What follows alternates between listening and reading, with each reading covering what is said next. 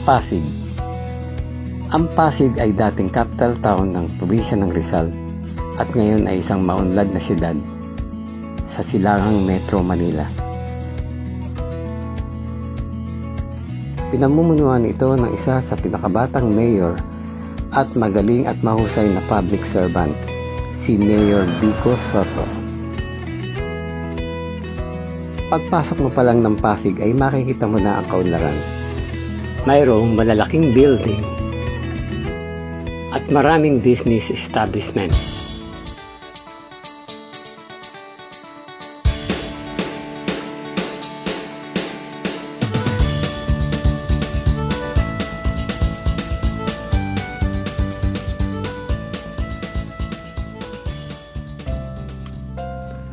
Taong 1992 hanggang 2005, ang Rizal High School sa Barangay Kanyugan ay kinilala bilang pinakamalaking high school sa buong mundo. Sa Barangay Kapasigan naman dito sa Pasig ay matatagpuan natin ang pinakamatandang bakery sa buong Pasig, ang Dimasalang. Kasunod nito ay ang San Roque Church at ang Mabini Shrine. Narito rin sa Kapasigan ang Plaza Bonifacio at ang Pasig Museum.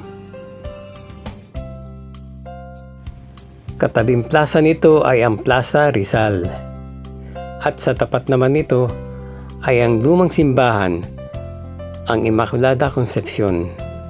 Narito rin ang oldest house in existence, ang Bahay na Tisa, at ang sikat na pansiteria sa Pasig, ang Ados. At paglagpas natin sa sitio ng Pasig, narito na ang revolving restaurant, ang Mutya ng Pasig Market.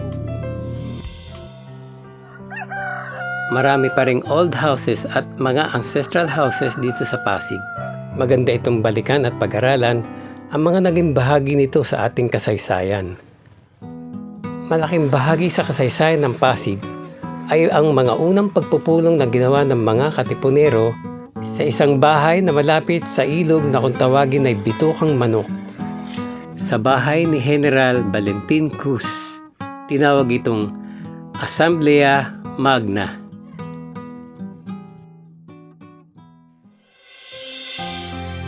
Maraming parks and playground dito sa Pasig at maraming mga puno at halaman.